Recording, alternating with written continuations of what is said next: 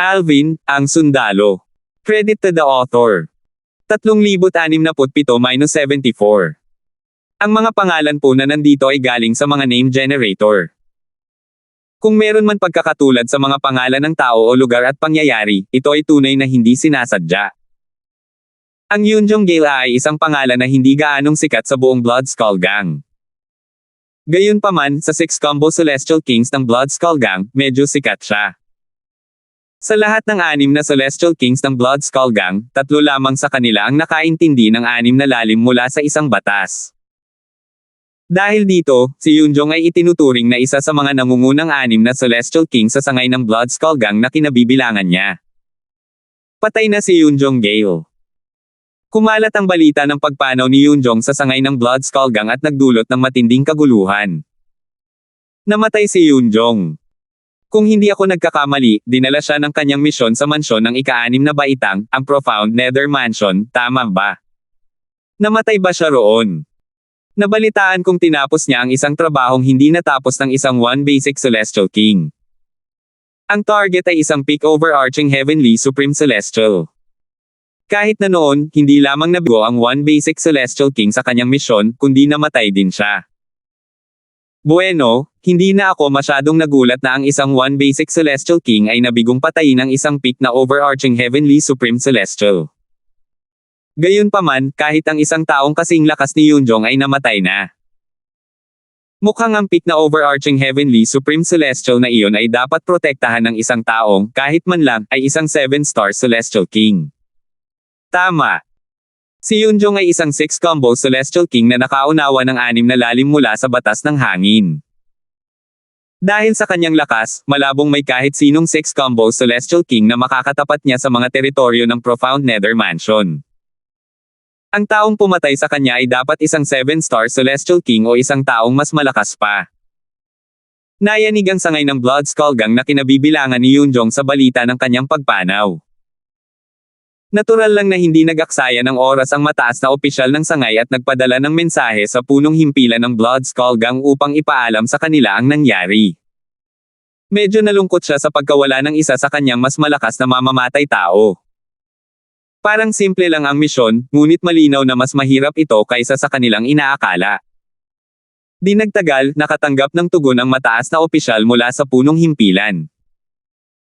Nagawa ba ng assassin ng 6 combo Celestial King mula sa inyong sangay na ibunyag kung sino ang pumatay sa kanya bago siya namatay? Hindi. Malamang napatay siya dahil sa isang palihim na pag-atake o bigla siyang banihag kaya wala siyang oras para magpadala ng mensahe pabalik. Isiniwala ng mataas na opisyal ang kanyang haka-haka. Natanggap na namin ang ulat mo. I-update ka namin tungkol dito.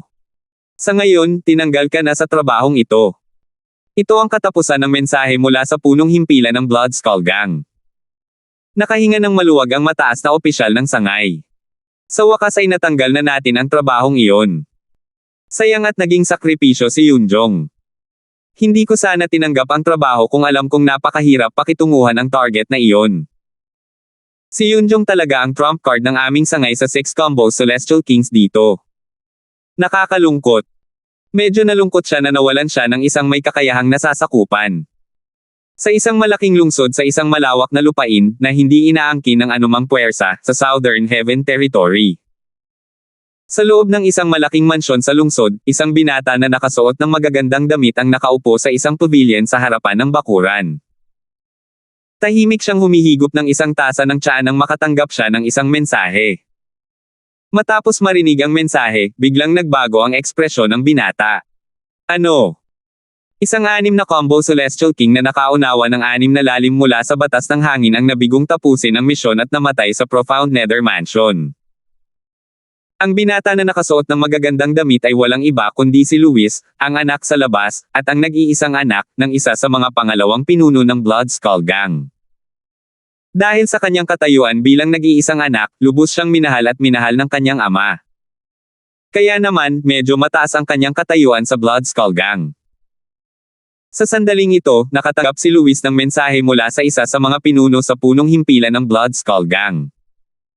Ang taong ito ay kanang kamay din ng kanyang ama. Young Master Lee, sino ang humiling na patayin ang peak na ito na overarching Heavenly Supreme Celestial? Para mapatay siya, nawalan tayo ng isang basic Celestial King at isang 6-combo Celestial King. Bukod dito, ang 6-combo Celestial King na namatay ay hindi ordinaryong 6-combo Celestial King. Naunawaan niya ang 6 na lalim mula sa batas ng hangin. Isa siyang malaking yaman sa ating Blood Skull Gang. Ang kanyang pagkamatay ay nagdulot ng maraming atensyon sa trabahong ito. Natatakot ako na kumalat ang balita tungkol dito sa lalong madaling panahon, sabi ng lalaki. Sa oras na iyon, natatakot ako na maraming tao mula sa paksayon ng 2 vice leader na magkasalungat sa master ang sasamantalahin ang pagkakataong isisi sa iyo. Tutal, ikaw ang garantiya para sa misyong ito. Nang marinig ang mga salitang ito, napangisi si Luis at sumagot sa mensahe, paano kung ako ang guarantor? Ang mga guarantor ay responsable lamang sa pagtiyak na ibibigay ng mga kliyente ang nararapat na bayad at pagtiyak na hindi kami ibebenta ng mga kliyente. Kung tatanggapin ba namin ang trabaho o hindi, lahat ay nakasalalay sa departamento ng Panektik, tama ba? Gaya ng dati, napagpasyahan lamang namin kung tatanggapin ang isang trabaho o hindi pagkatapos naming dumaan sa impormasyong nakalap ng mga nasa departamento ng Panektik. Kailan pa nagkaroon ng pananagutan ng isang guarantor para sa ganitong bagay? Young Master Lee, tama ka. Gayunpaman, alam mo ang mga lalaking iyon ay laging naghahanap ng kahit kaunting pagkakamali para magdulot ng gulo sa Master. Dahil sa relasyon mo sa Master, hindi ka lang basta isang ordinaryong guarantor. Dapat mo ring malaman na kung hindi dahil sa relasyon mo sa Master, hindi ka sana magiging guarantor. Dahil dito, walang duda na gagawin nilang malaking gatong ang isang maliit na bankan. Malamang na makakaapekto ang bagay na ito sa pagkakataon ng Master na kunin ang posisyon bilang pinuno ng Blood Skull Gang. Kailangan mong maunawaan na may 2 vice leader din na nakatutok sa posisyong iyon, paliwanag ng pinuno mula sa headquarters. Sige, kakausapin ko si tatay tungkol dito. Pagtatapos ni Luis sa mensahe, nakaramdam din siya ng inis. Paano nangyari ito? Kumislap ang kanyang mga mata sa galit habang bumubulong, kasalanan lahat ito ni Renan ng Simplicity Celestial Sect. Bakit hindi siya pumili ng iba para patayin? Bakit niya pinili si Alvin at hinaila ako pababa ng ganito? Totoo ngang walang kasalanan ang mga guarantor kung sakaling mangyari ang mga ganitong kaso. Gayunpaman, iba ang nangyari kay Luis. Hindi siya kwalipikadong maging guarantor. Ang tanging dahilan kung bakit siya maaaring maging guarantor ay dahil lamang sa pagiging anak niya ng isa sa mga vice leader ng Blood Skull Gang. Ito ay isang magandang dahilan para gamitin ng mga kakompetensya ng kanyang ama laban sa kanya. Renan. Lalong nagalit si Luis nang maisip niya ang salarin sa likod ng kaguluhang ito. Hindi siya nag-aksaya ng oras sa pagpapadala ng mensahe kay Renan at pagsabihan ito. Gayunpaman, sa inis ni Luis, ayon sa mga patakaran ng Blood Skull Gang, kapag natanggap na ang isang trabaho, kailangan nila itong tapusin hanggang sa huli. Hindi mahalaga kahit na kailangan nilang isakripisyo ang isang 10 Direction Celestial King para matapos ang trabaho, lalo na ang isang 6-combo Celestial King. Walang duda na ang susunod na mamamatay tao na ipapadala ng Blood Skull Gang ay hindi na lamang isang 6-combo Celestial King. Natural lang, hindi na sila magmamadaling tapusin ang misyon. Kailangan pang magsagawa ng karagdagang investigasyon bago sila kumilos muli. Tutal, ang kanilang dating impormasyon tungkol kay Alvin ay malinaw na hindi sapat. Pagkalipas ng mahabang panahon, naging hindi maganda ang ekspresyon ni Luis nang hindi siya nakatanggap ng tugon mula kay Renan. Agad na kumislap sa kanyang mga mata ang hanggaring pumatay. Natural lang, hindi alam ni Luis na hindi makakasagot si Renan sa mensahe niya sa oras na ito. Sa sandaling ito, nahaharap si Renan sa sitwasyong nanganganib ang buhay o kamatayan. Isang maling galaw lang, tapos na ang lahat para kay Renan. Sa lupain ng Simplicity Celestial Sect na matatagpuan sa isa sa mga teritoryo ng Profound Nether Mansion. Isang figure ang makikitang nakaluhod sa harapan ng bahay ni Lucas. Sa kabila ng kanyang mapagpakumbabang poster ng pagluhod, ang lalaki ay nakataas pa rin ng may pag-aalinlangan. Ang taong ito ay walang iba kundi si Renan. Tinitigan ng masama ni Renan si Alvin at galit na sinabi, Alvin, paano mo ako naaakusahan ng ganoong bagay? Dahil ba sa hindi maganda ang pakikitungo ko sa iyo noong una kang dumating sa sekta? Ang 2 taong nakatayo sa harap ni Renan ay sina Alvin at Lucas, ang pinuno ng sekta ng Simplicity Celestial Sect. Matapos ilibing si Lambert, ipinalam ni Alvin kay Lucas ang pagkakasangkot ni Renan sa bagay na ito. Bago namatay si Lambert, ikinwento sa kanya ni Lambert ang tungkol sa taong nagpabagsak sa kanya at naglabas sa kanya mula sa ari-arian ng Simplicity Celestial Sect. Bagamat alam ni Lucas na maaaring isa sa mga miyembro ng Simplicity Celestial Sect ang umakit kay Alvin palayo sa lupain ng sekta, hindi niya inaasahan na ang salarin ay ang kanyang ikatlong direktang disipulo, si Renan. Pagbalik nila sa lupain ng sekta, isinama ni Lucas si Alvin sa kanyang tirahan bago ipinatawag si Renan. Gayunpaman, itinanggi ni Renan ang mga paratang. Matigas niyang tinitigan si Alvin na parang mali ang pagkakaakusa habang sinasabing may galit. Alvin, ako, si Renan, ay maaaring mainggit sa iyo dahil sa pagiging isang tunay na disipulo. Gayunpaman, hindi ibig sabihin noon ay iniisip kong patayin ka. Bukod dito, sinabi mong kumuha ako ng mga assassin mula sa Blood Skull Gang para patayin ka. Alam ng lahat na para magamit ang serbisyo ng Blood Skull Gang, kailangan ng isang guarantor. Sa aking katayuan at lakas, paano ako makakakuha ng isang assassin mula sa Blood Skull Gang? Saan mo sa tingin ko makakahanap ng guarantor? 3,068. Kalmadong pinanood ni Alvin si Renan habang mariing itinatanggi ang mga paratang. Pagkatapos magsalita ni Renan, walang pakialam na sinabi niya, tapos ka na ba? Nabalot ng takot si Renan nang makita niya ang kalmadong ekspresyon ni Alvin. May ebidensya ba si Alvin? Nang ipatawag si Renan rito, inakala niyang pabaya ang mamamatay tao mula sa Blood Skull Gang at hinayaan niyang makipag-usap ang nasasakupan ni Alvin kay Alvin. Bukod dito, inakala niyang maswerte si Alvin at nakatakas ng buo ang buhay. May kutob siyang buhay pa ang mamamatay tao at banihag ang nasasakupan ni Alvin. Sa sandaling ito, ikinumpas ni Alvin ang kanyang kamay at inilabas ang isang singsing pangkalawakan. Pagkatapos, iniabot niya ang singsing pangkalawakan kay Lucas na nakatayo sa tabi niya at sinabing, pinuno ng sekta, pakitingnan at tingnan kung ang perlas ng kaluluwa ni Renan ay nasa singsing pangkalawakan na ito. Nakita ni Lucas ang kanyang ikatlong direktang disipulo na mariing itinatanggi ang kanyang pagkakasangkot sa bagay na ito. Bagamat may hilig siyang maniwala kay Alvin, wala siyang magagawa kung walang anumang ebidensya. Nang makita ang spatial ring, sa wakas ay naalala niya na si Alvin ay nasa pag-aari ng spatial ring ng mamamatay tao. Kung si Renan ang kumuha ng isang assassin mula sa Blood Skull Gang, dapat ay kasama ng assassin ang Soul Pearl ni Renan. Nang makita ito, napamura si Renan. Walang ibig sabihin yan kahit na nasa spatial ring na ito ang Soul Pearl ko. Maraming tao sa sekta ang may Soul Pearl ko. Hindi mahirap patunayan yan. Nanlamig si Alvin nang marinig niya ang mga salita ni Renan. Sinabi niya nang may mapang uyam ng ngiti, paano kung sabihin ko sa iyo na ang spatial ring na ito ay pag-aari ng assassin? Ang singsing pangkalawakan ng mamamatay tao ng Blood Skull Gang. Natigilan si Renan at hindi nakapagsalita. Bakit nasa kamay ni Alvin ang spatial ring ng assassin? Iisa lang ang posibilidad na mangyari iyon, patay na ang assassin.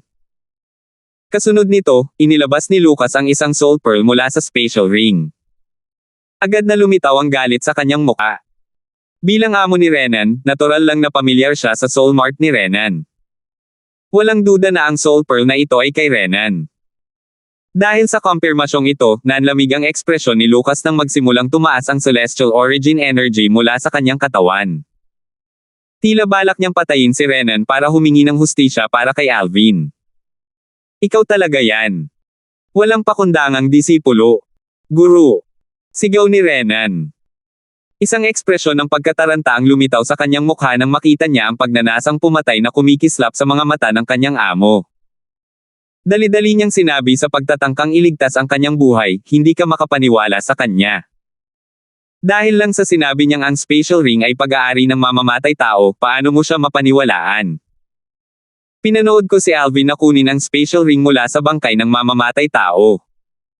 Hindi hamupa ang balak na pumatay ni Lucas. Lumingon siya kay Alvin at sinabing, Alvin, may karapatan kang harapin siya. Maaari mo siyang patayin para ipaghiganti ang iyong nasasakupan. Salamat, pinuno ng sekta. Tumanggaw si Alvin. Nang lumingon siya upang tingnan si Renan, isang nakakatakot na hangering pumatay ang sumilay sa kanyang mga mata. Namatay si Lambert dahil sa kanya. Kailangan niyang ipaghiganti si Lambert kahit ano pa ang mangyari. Sa sandaling ito, hindi pinansin ni Lucas ang sinabi ni Renan, hindi pinansin si Renan. Nakatitig lamang siya ng walang ekspresyon na parang wala siyang pakialam sa buhay o kamatayan ni Renan. Labis na nagbago ang ekspresyon ng mukha ni Renan. Lalong humigpit ang takot sa puso niya nang makita niyang wala talagang pakialam ang kanyang amo sa nangyari sa kanya. Malapit nang isagawa ni Alvin ang pagpatay ng dali-daling sinabi ni Renan, "Alvin, hindi lang ako ang nakipag-ugnayan sa Blood Skull Gang. Sangkot din si Hubert. Sa special ring ng nakaraang assassin, dapat ay makahanap ka ng isang purong depensibong king-grade celestial weapon na inalagaan ng isang celestial lord.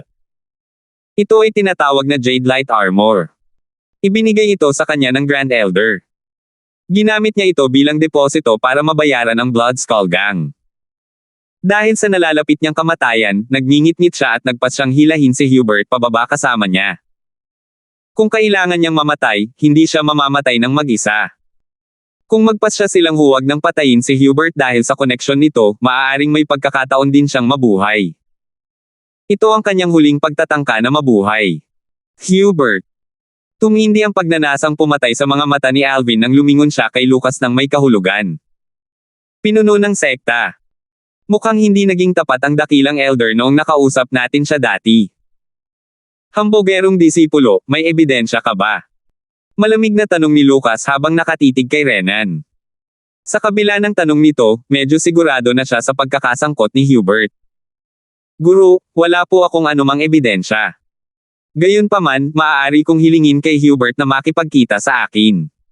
Maaari kayong magtago habang kinakausap ko siya, sabi ni Renan. Sa buong panahong ito, walang kaalam-alam si Hubert na nagpadala na naman ng isa pang mamamatay tao ang Blood Skull Gang. Natural lang na wala siyang kaalam-alam sa nangyari. Pagkatapos, dali-daling nagpadala si Renan ng voice transmission kay Hubert na nagsasabi sa kanya na ang Blood Skull Gang ay nagpadala ng isa pang mamamatay tao. Kaya naman, pumayag siyang makipagkita dito. Hindi nagtagal at dumating si Hubert. Pagkakita niya kay Renan, hindi niya ito binati at agad na nagtanong, "Renan, ano ang kanyang cultivation base?" Ayon sa aking lolo, ang kasalukuyang cultivation base ni Alvin ay katumbas ng isang 10 direksyon na Celestial King.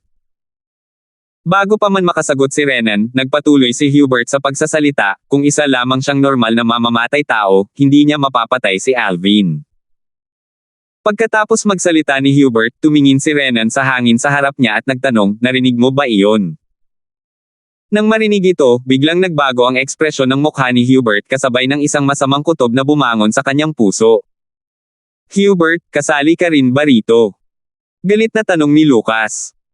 Takot na pinanood ni Hubert ang paglitaw ni Lucas at Alvin. Galit na galit si Lucas. Hindi niya inaasahan na gagawa si Hubert ng ganoong kalokohan kay Renan. Hindi ba niya isinaalang-alang ang kanyang lolo na siyang Grand Elder ng Simplicity Celestial Sect bago siya kumilos ng ganoon kaloko? Samantala, malamig na tiningnan lamang ni Alvin si Hubert na parang nakatingin sa isang patay na tao. Leader ng S-Sect. May masamang kutob na si Hubert nang magsalita si Renan sa ere. Nabigla siya nang makita niya si Lucas. Nang makabawi si Hubert sa kanyang katinoan, tinitigan niya ng masama si Renan at nagngalit ang mga ngipin, "Renan. Kasalanan mo kung bakit ka nabunyag, bakit mo ako kailangang hilahin pababa?" Kung hindi pa rin niya naiintindihan ang intensyon ni Renan, mabubuhay sana siya ng walang kabuluhan.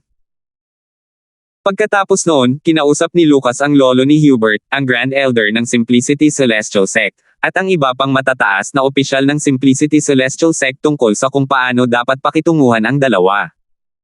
Si Giovanni, ang taong nagdala kay Alvin sa Simplicity Celestial Sect, ang unang nagsalita. Nakakakilabot ito. Sapat na ang kasamaan na nagpapatayan ng ating mga disipulo. Ngayon, nang ahas pa silang umupa ng mga mamamatay tao. Sa tingin ko dapat silang patayin para magsilbing halimbawa para sa iba pang mga disipulo. Sa pamamagitan nito, mapipigilan natin ang ganitong pangyayari muli sa hinaharap. Sang-ayon ako. Ang isa pang vice sect leader ng Simplicity Celestial Sect, isang lalaking nasa katanghaliang gulang na may katamtamang pangangatawan, ay sumang-ayon kay Giovanni. Bukod kay William, ang Grand Elder ng Simplicity Celestial Sect, na hindi pa nagsasalita, ang iba pang matataas na opisyal ng Simplicity Celestial Sect ay sumang-ayon sa paghatol ng kamatayan kina Renan at Hubert. Amang matatanda, ano sa palagay mo? Tanong ni Lucas habang nakatingin kay William. Agad na napalingon ang lahat kay William. Ang mga matang ito ay parang isang napakalaking pressure sa kanya. Hatulan mo sila ng kamatayan kung gayon, walang pakialam niyang sabi bago umalis nang hindi lumilingon. Sa kabila ng kawalang bahala ni William, naiintindihan pa rin ng iba pang matataas na opisyal ng Simplicity Celestial Sect ang kanyang nararamdaman. Kaya naman, hindi sila nasaktan sa kanyang biglaang pag-alis. Pinayagan ni Lucas si Alvin na personal na patayin sina Hubert at Renan. Maituturing din itong isang pabor kay Alvin. Matapos patayin ni Alvin si Hubert, tumingin siya kay Renan at nagtanong ng may kuryosidad. Renan, nagtataka ako. Sino ang iyong tagapanagot? Nang marinig ang mga sinabi ni Alvin, ang iba pang naroon ay lumingon din kay Renan ng may pagtataka. Ang Blood Skull Gang ay isa sa mga nangungunang organisasyon ng mga assassin sa Southern Heaven Territory. Hindi madaling gamitin ang kanilang mga serbisyo. Kailangang maging o kailangan ay mayroong isang guarantor na, kahit papaano, ay isang pinuno ng isang Grade 6 Force o isang Celestial Lord. Ang isang paraan upang malampasan iyon ay ang pagkakaroon ng koneksyon sa isang tao mula sa Blood Skull Gang. Karamihan sa mga taong naruroon ay sigurado na si Renan ay may koneksyon sa isang tao mula sa Blood Skull Gang. Ngumisi si Renan. Mamamatay pa rin ako. Bakit ko naman sasabihin sa iyo? Kung sasagutin mo ang tanong ko, iiwan kitang buo ang bangkay. Kung hindi, mamamatay ka sa libu-libong hiwa at pagkapira-piraso.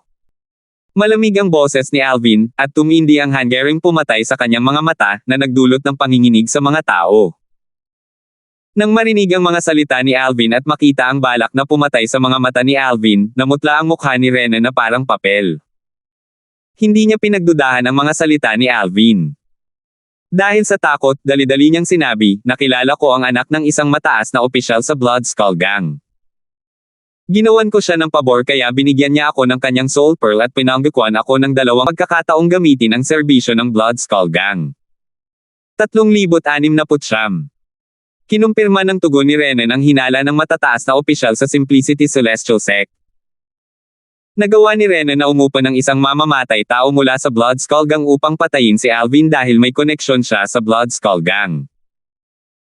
Napailing si Alvin bago sinabing, ginamit mo ang isa sa 2 pagkakataong ibinigay sa iyo ng anak ng isang mataas na opisyal sa Blood Skull Gang para patayin ako.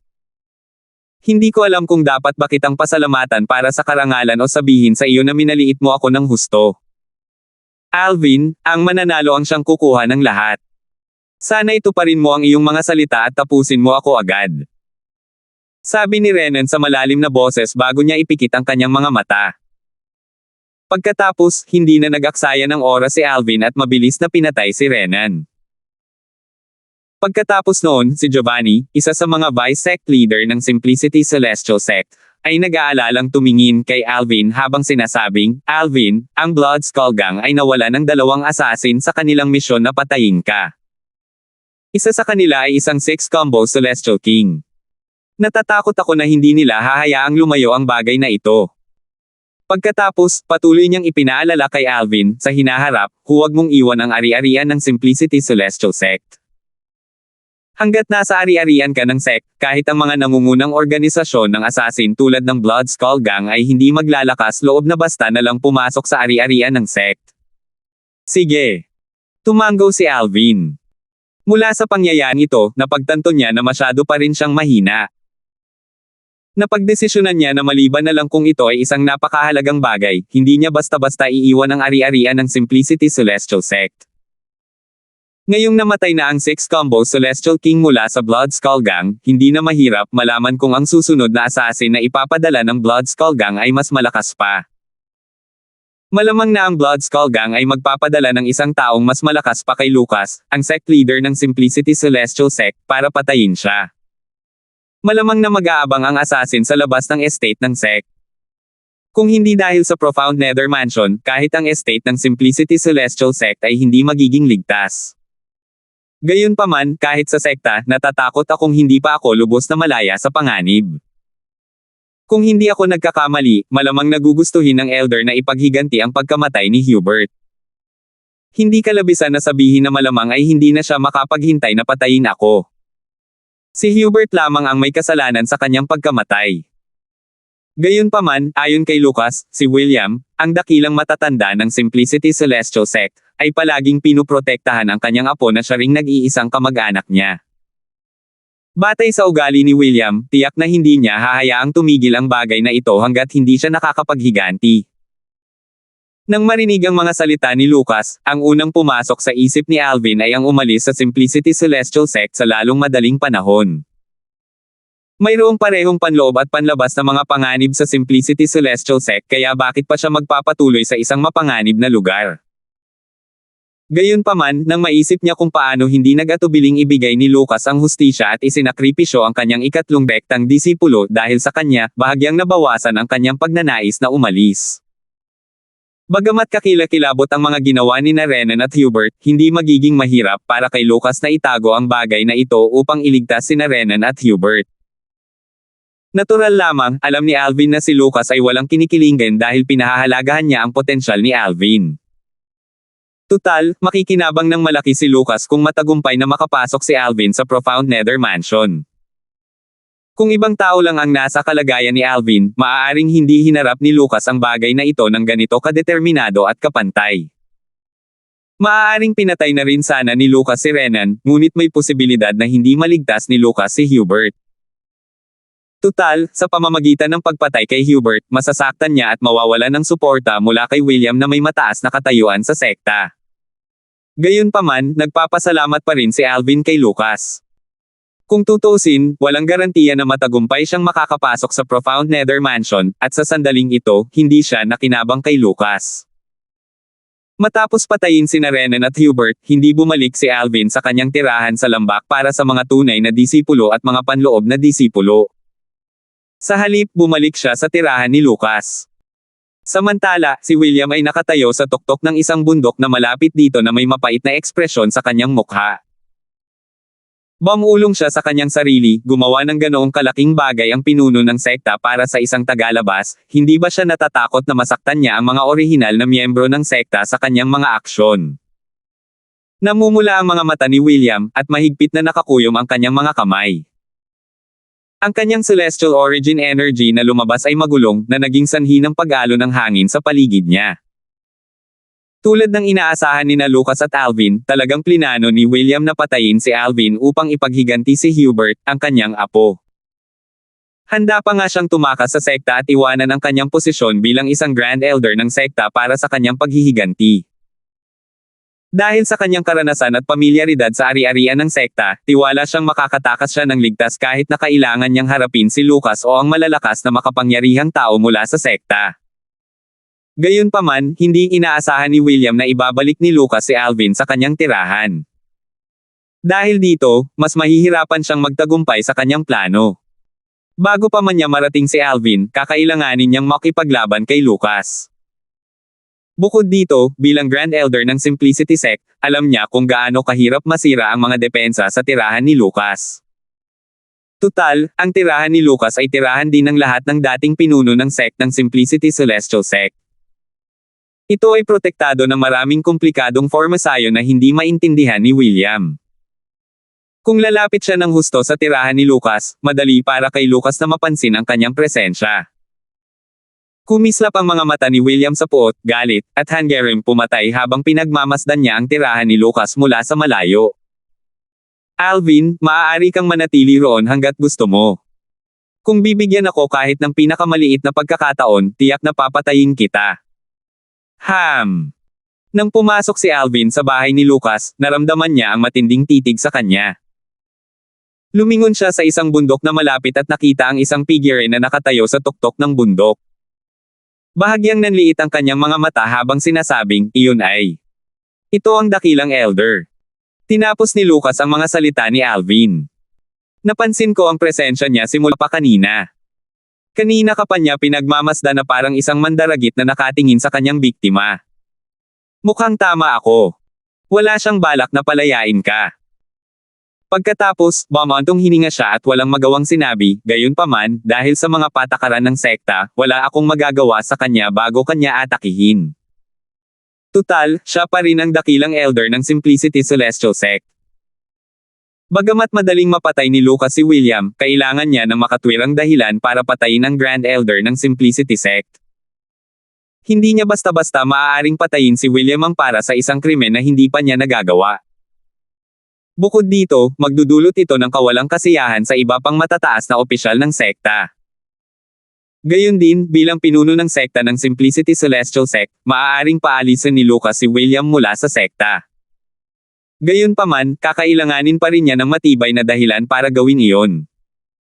Dahil sa mga kadahilanang ito, nakatali ang mga kamay ni Lucas.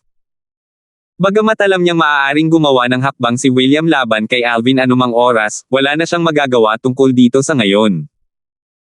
Sa huli, sinabi ni Lucas kay Alvin, "Alvin, dapat kang manatili rito at magsaka kung wala kang kailangang asikasuhin. Kung kailangan mong umalis sa aking tirahan o sa ari-arian ng sekta, siguraduhing ipaalam mo ito sa akin upang makagawa ako ng kinakailangang kaayusan upang matiyak ang iyong kaligtasan." Ito ang pinakamahusay na solusyon na maiisip niya sa ngayon. Maya-maya, nagpatuloy siya sa pagsasalita, "Natural, mas makabubuti kung hindi ka na lang umalis sa ari-arian ng sekta. Medyo sigurado ako na ang susunod na mamamatay tao na ipapadala ng Blood Skull Gang ay mas malakas pa kaysa sa akin." Sige. Tumanggo si Alvin. Para sa kanya, ang kapaligiran ng paglilinang dito ay katulad ng kapaligiran ng paglilinang sa kanyang tunay na tirahan ng mga disipulo. Kaya naman, wala siyang pakialam kung maglilinang siya rito o doon. Bukod dito, wala siyang masyadong pakialam sa mga kapaligiran ng paglilinang dahil nasa kanya ang pangunahing sanga mula sa Divine Tree of Life na inaangkin niyang pagmamayari.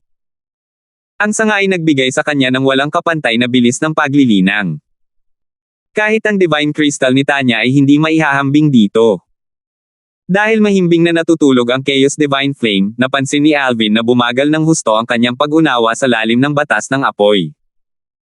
Kaya naman, itinoon niya ang kanyang pansin sa pagpapalakas ng kanyang cultivation base at sinubukang makalusot upang maging isang Celestial Duke. Ito ay isang mahalagang punto nang ang isang tao ay maging isang Celestial Duke. Tutal, ang mga Celestial Duke ay nakalikha ng maliliit na mundo na eksklusibo para sa kanila. Ayon sa chismis, posible pa nga niyang maunawaan ang batas ng kalawakan. Ang batas ng kalawakan ay isa sa 4 na kataas-taasang batas na kayang maunawaan ng bawat Celestial Duke.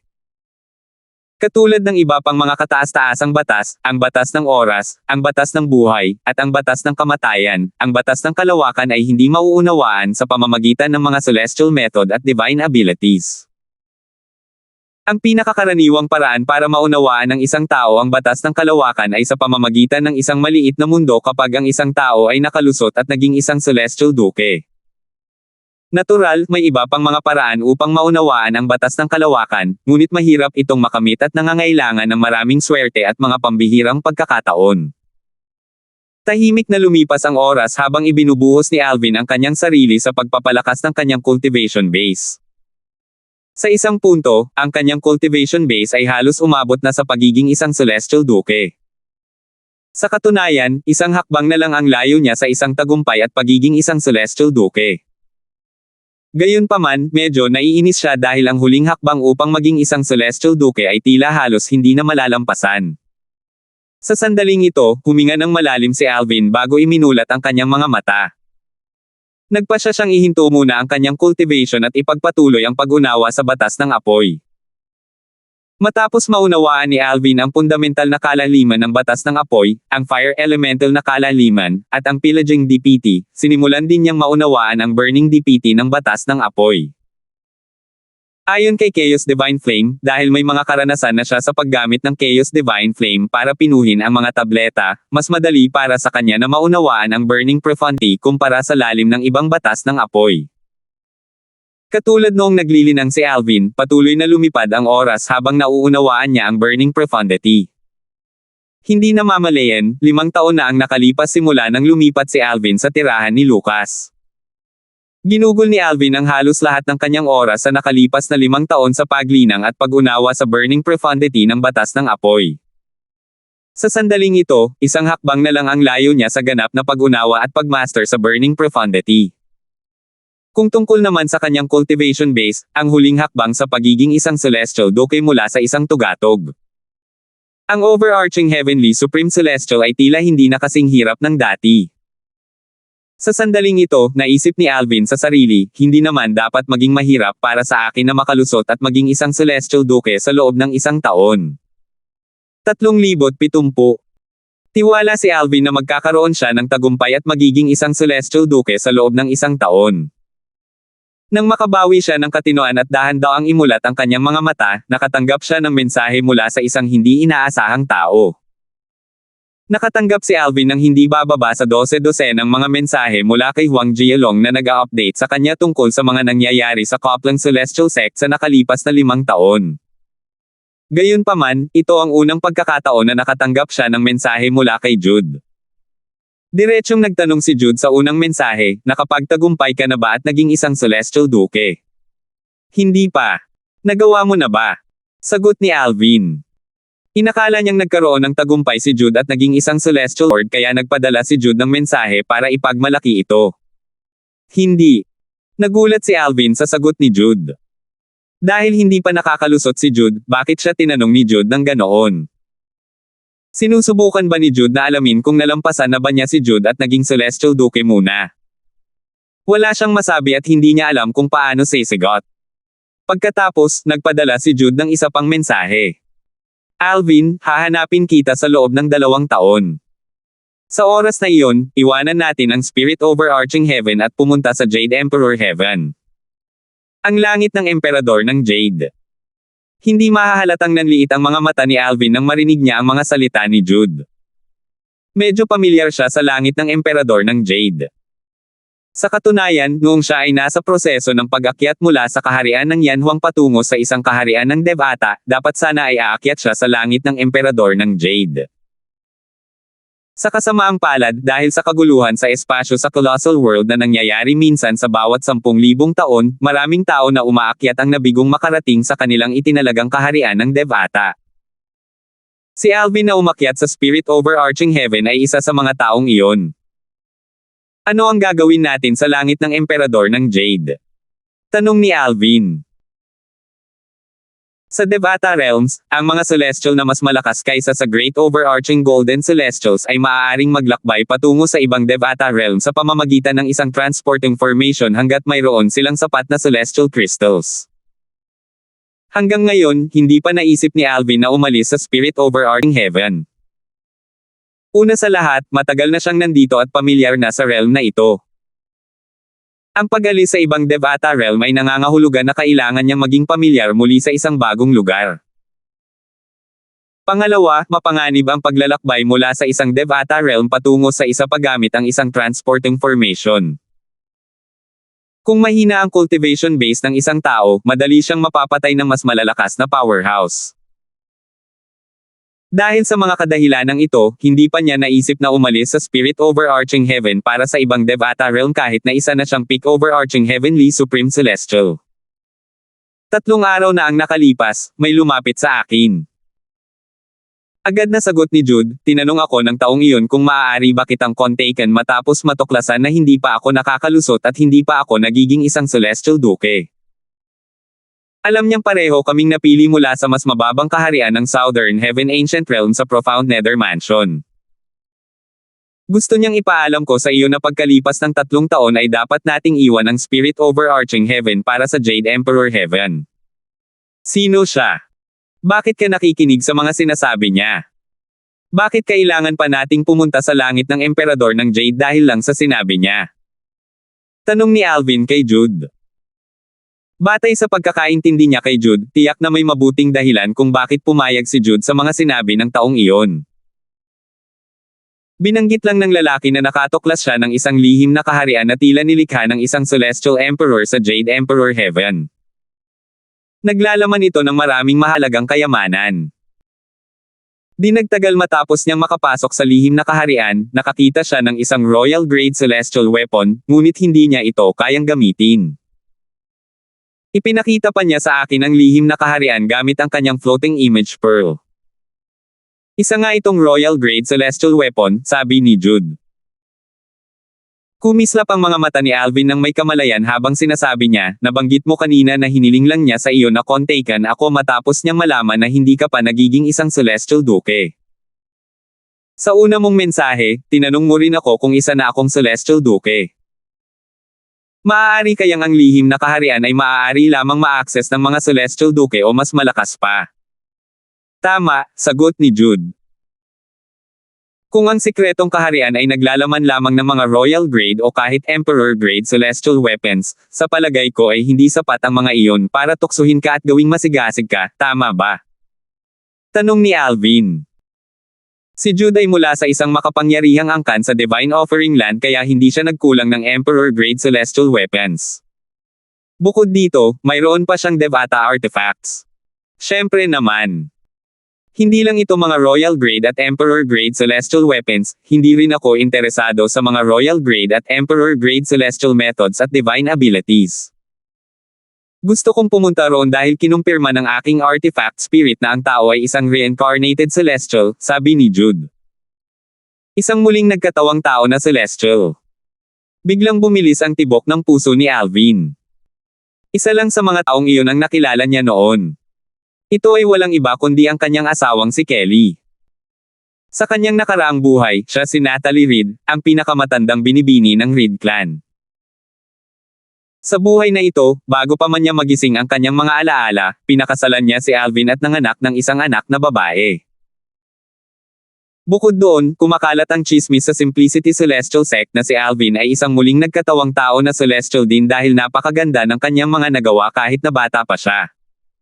Oo. Sa katunayan, hindi siya isang ordinaryong reincarnated celestial. Sinabi sa akin ng aking artifact spirit na isa siyang, kahit papaano, isang celestial emperor sa kanyang nakaraang buhay. Sabi ni Jude. Ang reinkarnasyon ng isang emperador sa langit. Biglang bumilis ang tibok ng puso ni Alvin. Kung siya ang reinkarnasyon ng isang celestial emperor, sa tingin ko alam ko na kung bakit siya naglilibot para mangalap ng makapangyarihang peak overarching heavenly supreme celestials. Sabi ni Jude. Bakit? Tanong ni Alvin. Sa palagay ko, malamang aksidente niyang nakuha ang heaven sacrificial divine fruit at itinanim ang binhi nito sa kanyang nakaraang buhay. Matapos niyang mabawi ang kanyang mga alaala, sinusubukan niyang mangalap ng sapat na makapangyarihang peak overarching heavenly supreme celestials upang magpatayan sa harap ng puno ng heaven sacrificial divine fruit bilang sakripisyo upang mabilis na mahinog ang mga bunga, sagot ni Jude. Ang prutas na sakripisyo sa langit. Ano iyon? Marami ng kaalaman ang natutunan si Alvin matapos makarating sa espiritong namamahalang langit. Gayunpaman, ito ang unang beses na narinig niya ang tungkol sa prutas na sakripisyo sa langit. Dahil mayroon itong salitang banal sa pangalan nito, walang duda na ito ay pambihira. Ang heaven sacrificial divine fruit ay isang divine fruit. Sa katunayan, magiging epektibo lamang ito para sa mga celestial na nasa ilalim ng mga celestial duke. Hindi nagulat si Jude na hindi pa naririnig ni Alvin ang tungkol sa heaven sacrificial divine fruit dahil napakabihirang ito. Kahit na lumitaw ang mga buto ng heaven sacrificial divine fruit, gagamitin ang mga ito bilang sangkap upang pinuhin ang mga celestial pills.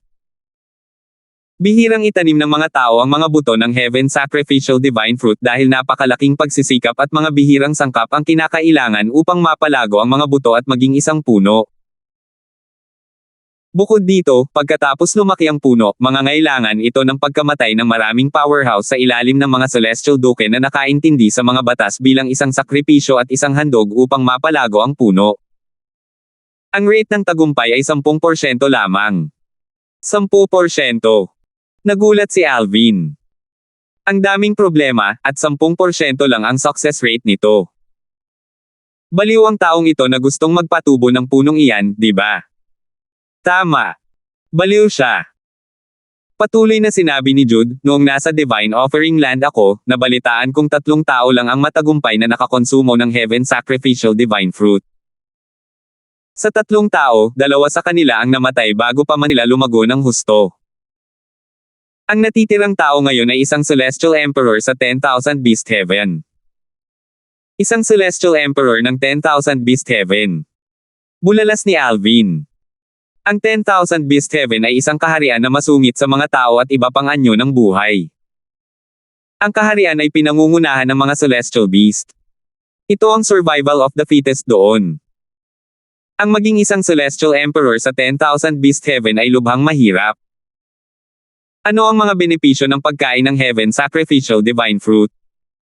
Bakit tanging mga Celestial na nasa ilalim ng Celestial Docks lamang ang makakakain nito? Tanong ni Alvin na may kuryosidad. Isang Celestial na prutas na may taglay na salitang banal sa pangalan nito at maaari lamang kainin ng mga Celestial na nasa ilalim ng mga Celestial Duke. Nagtataka si Alvin tungkol sa mga epekto nito.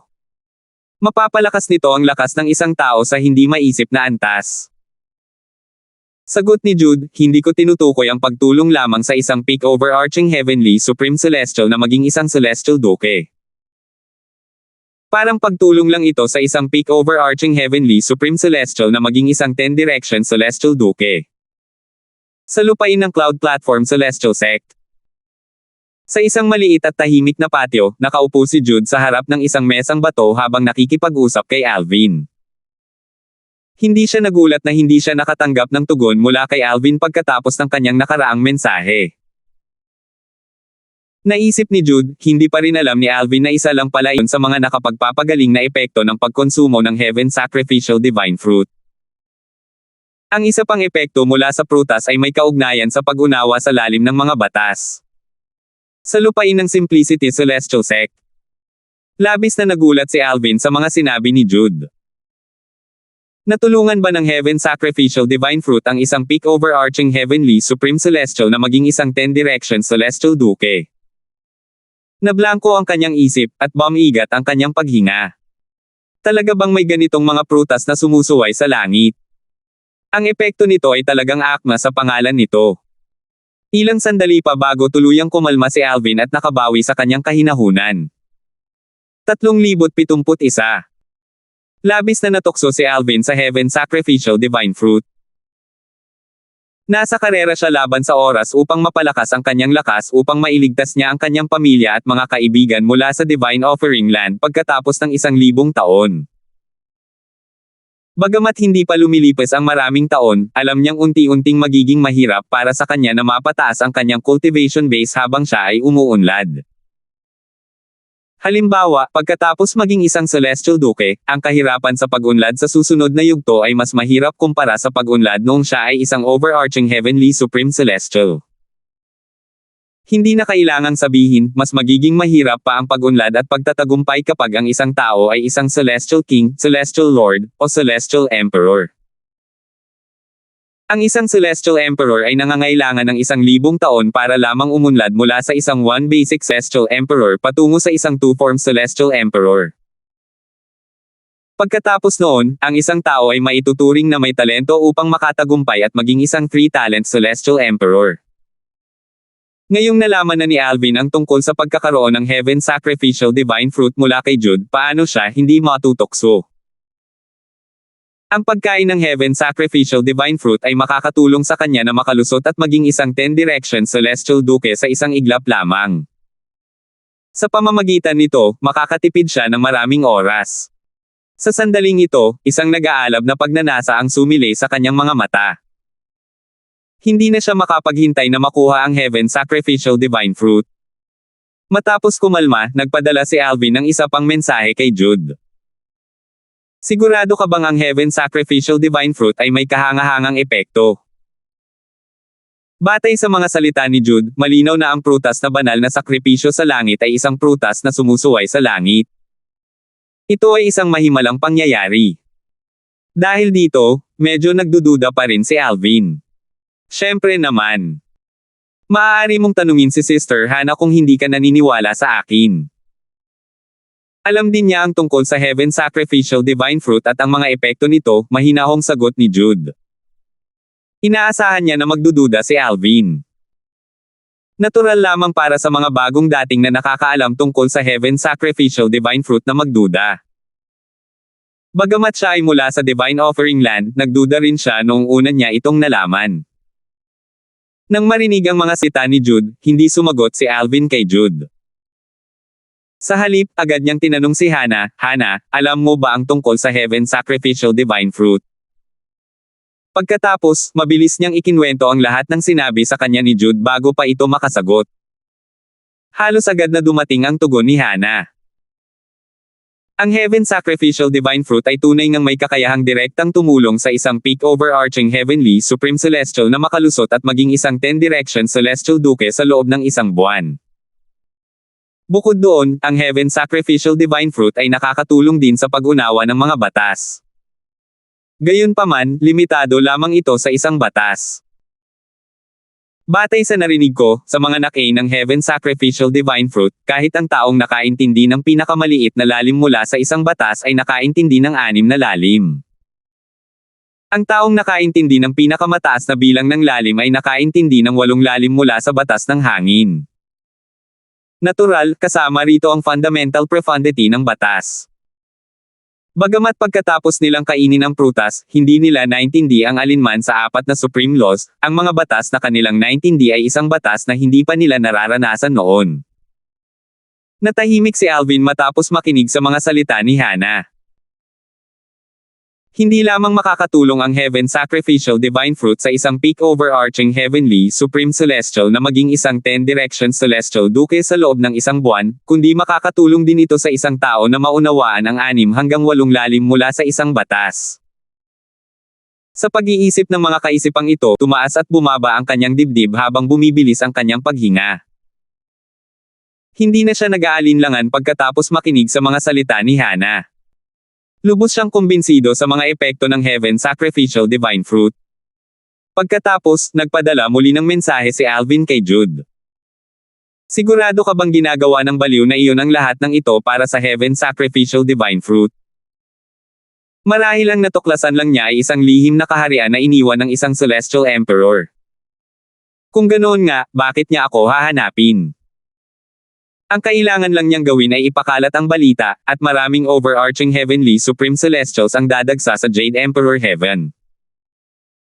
Kinumpirma ng kaluluwa ng aking divine artifact na siya ang reinkarnasyon ng isang celestial emperor.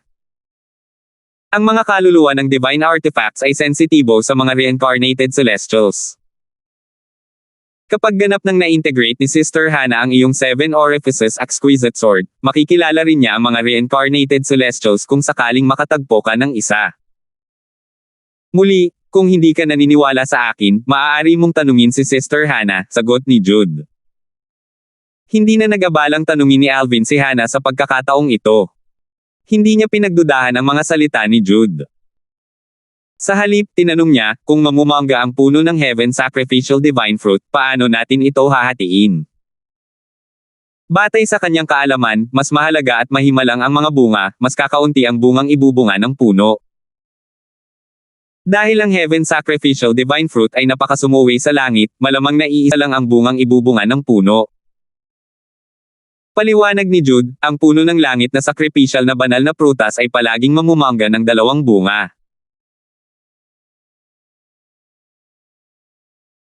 Emperor ng 10,000 halimaw sa langit ang mga bunga, nakainan niya ang isa. Walang nakakaalam kung itinago niya ang isa para sa kanyang sarili o kung ibinigay niya ito sa ibang tao. 2 prutas. Nagliwanag ang mga mata ni Alvin na parang mga bituin sa kalangitan sa gabi nang marinig niya ang mga salitang ito. Sige. Pagkatapos ng 2 taon, susundan kita sa langit ng Emperador ng Jade, sabi ni Alvin kay Jude. Pagkatapos, tinanong niya, ano ang kasalukuyang cultivation base ng reincarnated celestial? Sumagot si Jude, isa siyang peak overarching heavenly supreme celestial. Matapos matanggap ang tugon na iyon, sinabi ni Alvin bago magpaalam kay Jude, sige, magkikita tayo sa loob ng 2 taon. Hindi isusuko ni Alvin ang kanyang buhay at iiwan ang ari-arian ng Simplicity Celestial Sect para sa mga walang kwentang bagay. Gayunpaman, para sa isang bagay na kasing bihira at kasing halaga ng Heaven Sacrificial Divine Fruit, handa siyang makipagsapalaran. Tutal, kailangan pang makipagsapalaran para makamit ang magagandang bagay sa buhay. Noong una, plano kong magtrabaho sa pagtagumpayan at pagiging isang Celestial Duke. Mukhang ngayon ay maaari na lang akong mag-focus sa pag-unawa sa burning profundity ng batas ng apoy. Alam ni Alvin na dahil ang reincarnated Celestial ay naghahanap lamang ng overarching heavenly Supreme Celestials, at ang reincarnated Celestial ay isa ring peak overarching heavenly Supreme Celestial mismo, nangangahulugan ito na ang lugar na iniwan ng reincarnated Celestial sa kanyang nakaraang buhay ay malamang na nagpapahintulot lamang sa overarching heavenly Supreme Celestials na makapasok dito. Bukod dito, nabanggit din ni Jude ang proseso ng sakripisyo na nangangailangan ng overarching heavenly Supreme Celestials. Dahil doon, nagsimulang magtuon si Alvin sa pag-unawa sa burning profundity ng batas ng apoy.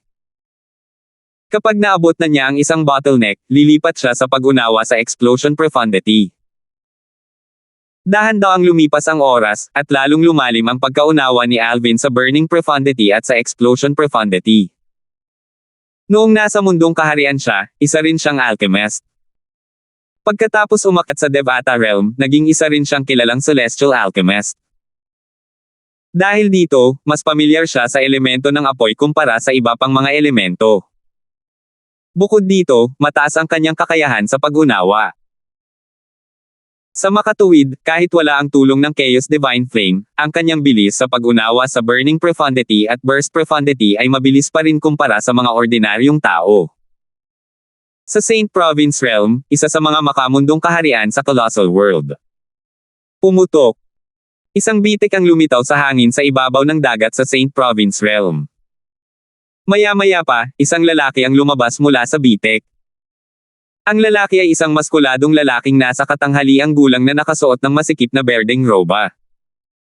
Lumilipad siya sa ere habang bumubulong, ito pala ang Saint Province Realm na gustong bisitahin ko ni Lord Bert Ing.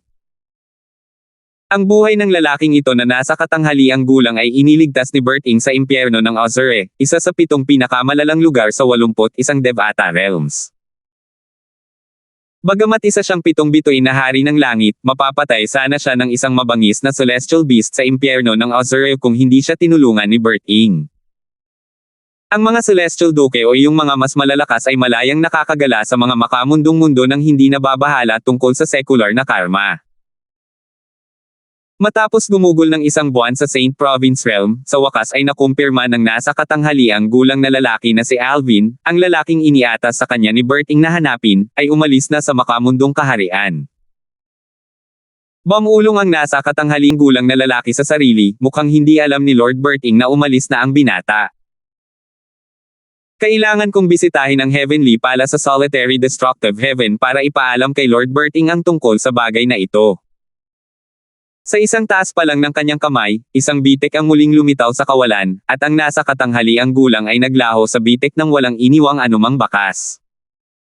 Isang buwan matapos umalis ang lalaking nasa katanghaliang gulang, 3 figure ang lumitaw sa Saint Province Realm. Ang 3 figurang ito ay magagandang dalaga at isang malungkot na binata na nakasuot ng itim na roba. Isa sa mga dalaga ay mukhang isang anghel na nakasuot ng purong puting damit. Sa kabilang banda, ang isa pang dalaga ay mukhang isang prinsesa na nakasuot ng gininto ang damit. Ang 3 taong ito ay walang iba kundi sina Little Black, Little White, at Little Gold na nagmula sa Saint Province Realm sa 10,000 Beast Heaven. Nakauwi na tayo. Huminga ng malalim si Little Gold. Bahagyang namula ang mukha niya. Oo, nakauwi na tayo sa wakas.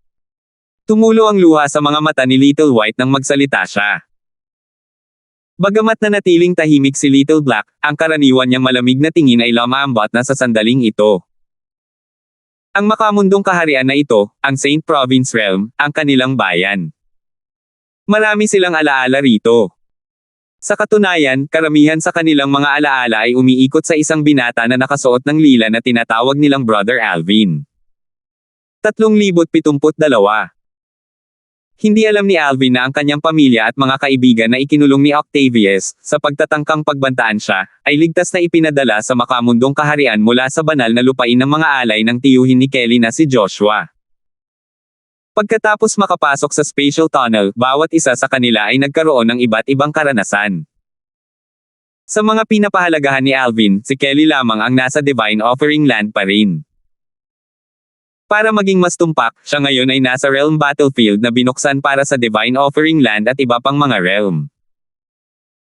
Natural lang na hindi rin alam ni Alvin na ang tatlong maliliit na batang nagkataong nagkita ay umalis na sa 10,000 Beast Heaven at bumalik sa kanilang bayan sa Saint Province Realm para hanapin siya. Sa sandaling ito, si Alvin ay lubos na nakatuon sa pag-unawa sa Burning DPT at Explosion DPT ng batas ng apoy. Wala siyang kaalam-alam sa nangyayari sa labas. Habang nakatuon siya sa pag-unawa sa dalawang lalim mula sa batas ng apoy, hinihintay niya si Jude na lumapit sa kanya makalipas ang 2 taon upang makaalis sila sa Spirit Overarching Heaven at makarating sa Jade Emperor Heaven. Bagamat napagdesisyonan niyang bisitahin ang Jade Emperor Heaven, hindi siya sigurado kung mananatili pa rin siya sa Jade Emperor Heaven. Kung magiging ayon sa plano ang mga bagay-bagay, dapat siyang bumalik sa Spirit Overarching Heaven. Tutal, kailangan pa rin niyang bayaran ang pabor na utang niya kay Lucas, ang sect leader ng Simplicity Celestial Sect. Sa anumang kaso, nasaan man siya, ang pinakamahalagang bagay ay mabilis niyang mapabuti ang kanyang lakas bago matapos ang 1,000 taon. Hindi mahaba ang 1,000 taon, at kailangan niyang maging mas malakas hanggat maaari upang iligtas ang kanyang pamilya at mga kaibigan sa Divine Offering Land. 5 taon na ang lumipas simula nang magsimulang manatili si Alvin sa tirahan ni Lucas. Galit na galit si William, ang Grand Elder ng Simplicity Celestial Sect, ngunit walang magawa. Talaga bang plano niyang manatili sa tirahan ng pinuno ng sekta habang buhay? Patuloy na sinusubaybayan ni William si Alvin sa nakalipas na 5 taon. Nagsisimula na siyang makaramdam ng pagod. Maaaring hindi matagal ang 5 taon ngunit ang lubusang pagsubaybay sa iisang lugar sa loob ng 5 taon ay nakakapagod at isang pahirap. Sa labas ng ari-arian ng Simplicity Celestial Sect. Isang mamamatay tao mula sa Blood Skull Gang ang nag-aabang sa labas ng ari-arian ng sekta sa nakalipas na 4 na taon. Isa siyang mamamatay tao ng 9 Palaces Celestial King. Madali para sa isang makapangyarihang mamamatay tao na lipulin ang Simplicity Celestial Sect. Gayunpaman, lalo na ang lipulin ng sekta, wala man lang siyang lakas ng loob na basagin ang mga depensa ng sekta at pumasok sa ari-arian ng sekta. Tutal, ang Simplicity Celestial Sect ay nasa ilalim ng proteksyon ng Profound Nether Mansion. Bukod pa rito, ang Profound Nether Mansion ay nasa ilalim ng isa sa mga nangungunang angkan sa Southern Heaven Territory. Nakipagkita rin ang mamamatay tao kay Lucas upang hikayatin si Lucas na isuko si Alvin. Gayunpaman, mariin siyang tinanggihan ni Lucas.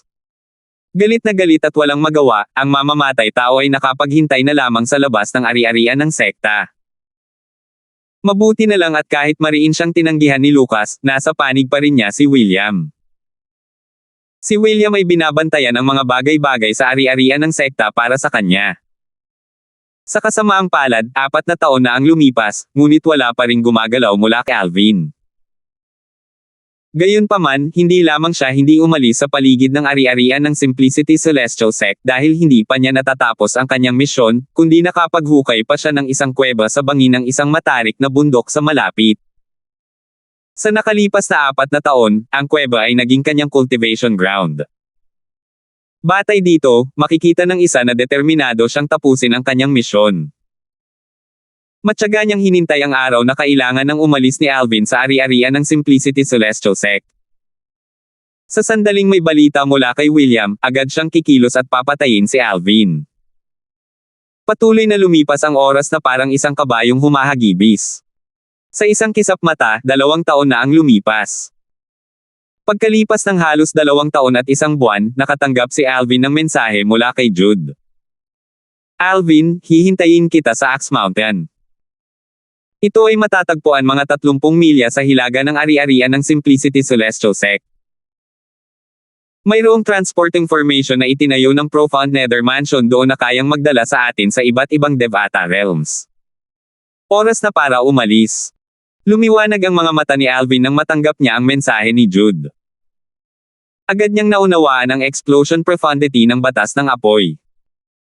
Ganap na niyang naunawaan ang burning profundity 3 buwan na ang nakalilipas at ngayon ay ganap na niyang nauunawaan ito. Sa kasalukuyan, naunawaan na ni Alvin ang fire elemental profundity, ang pillaging profundity, at ang burning profundity ng batas ng apoy. Isang taon na ang nakalilipas, ang Chaos Divine Earth, ang Profound Divine Metal, at ang Chaos Divine Flame ay sa wakas ay nagising na mula sa kanilang pagkakatulog. Nakatulog ng mahimbing ang tatlo noon dahil ginamit nila ang lahat ng kanilang lakas para tulungan si Alvin. Matapos tumugon sa mensahe ni Jude, hindi nag-aksaya ng oras si Alvin at nagpadala ng mensahe kay Lucas. Pinuno ng sekta, kailangan kong umalis muna pansamantala sa sekta. Sa loob lamang ng isang hininga, umalangaw-ngaw ang boses ni Lucas mula sa labas ng silid ni Alvin. Lumabas ka at pag-usapan natin ito. Bumaba si Alvin mula sa kama ng yelo at binuksan ang pinto, iniluwa si Lucas na nakatayo sa pasukan. Lumabas ang dalawa papunta sa patio ni Lucas, at umupo si Lucas sa isa sa 2 bangkong bato sa harap ng isang maliit na mesang bato. Leader ng sekta. Medyo naantig si Alvin nang makita niyang mabilis na lumitaw si Lucas pagkatapos matanggap ang mensahe nito. Umupo ka. Iminuwestro ni Lucas kay Alvin na umupo. Nagtanong siya nang may bahagyang kunot noo. Kailangan mo na ba talagang umalis? Sa kanyang palagay, dapat alam ni Alvin ang kalagayan niya. Kung aalis si Alvin sa lupain ng Simplicity Celestial Sect ngayon, tiyak na mamamatay si Alvin. Gayunpaman, dahil alam ang mga pangyayaring ito, determinado pa rin si Alvin na umalis. Sa makatuwid, sigurado siyang may mabuting dahilan si Alvin kung bakit niya gustong umalis. Dahil dito, hindi niya pinigilan si Alvin na umalis. Gusto lang niyang magtanong tungkol sa dahilan ng pag-alis ni Alvin. Oo, kailangan ko nang umalis, seryosong sagot ni Alvin. Ano ang dahilan? Prangkang tanong ni Lucas. Ang prutas na sakripisyo ng langit. Hindi itinago ni Alvin ang bagay na ito kay Lucas. Kung matagumpay niyang makuha ang prutas na sakripisyo ng langit at makabalik sa Simplicity Celestial Sect bilang isang 10 Directions Celestial Duke, malalaman pa rin ito ni Lucas. Bukod dito, hindi na niya kailangang mag-alala tungkol sa pagnanasa ni Lucas sa prutas na sakripisyo ng langit dahil ang prutas ay epektibo lamang para sa mga nasa ilalim ng mga Celestial Duke. Biang H7 Sacrificial Divine Fruit. Nanlaki ang mga mata ni Lucas, at biglang nagbago ang ekspresyon ng kanyang mukha. Bagamat wala ang Heaven Sacrificial Divine Fruit sa alinman sa mga talaan sa aklatan ng Simplicity Celestial Sect, bilang sect leader ng Simplicity Celestial Sect, natural lang na narinig niya ang tungkol sa prutas mula sa kanyang mga kasamahan sa Profound Nether Mansion. Ang Heaven Sacrificial Divine Fruit ay tunay ngang isang napakahalagang kayamanan para sa mga nasa ilalim ng Celestial Dukes. Ang isang peak overarching Heavenly Golden Celestial ay makikinabang ng malaki rito. Maaari siyang direktang makalusot at maging isang 10 Direction Celestial Duke pagkatapos niyang kainin ang Heaven Sacrificial Divine Fruit. Matagal bago bumalik sa dati ang katinoan ni Lucas. Bagamat narinig na niya ang tungkol sa Heaven Sacrificial Divine Fruit, hindi niya inaasahan na totoong umiiral ang prutas na sumusuway sa langit. Pagkatapos, nagtanong siya ng may pag-aalinlangan, Alvin, sigurado ka bang isa itong Heaven Sacrificial Divine Fruit? Isa itong maalamat na pag-iral. Nabalitaan ko na lumitaw na ito sa ibang Devata realms dati, pero hindi pa ito lumitaw sa Spirit Overarching Heaven dati. Alam ni Lucas na kahit may magtanim ng puno ng Heaven Sacrificial Divine Fruit at mag-alay ng sapat na sakripisyo, ang tagumpay nito sa pag-usbong ng mga bunga ay hindi hihigit sa 10%. Oo, sigurado ako. Tumanggaw si Alvin at ibinahagi ang sinabi ni Jude kay Lucas. Gayunpaman, hindi niya binanggit ang tungkol sa soul artifact ni Jude dahil ilalantad nito ang katotohanan na si Jude ay nagtataglay ng isang Devata artifact.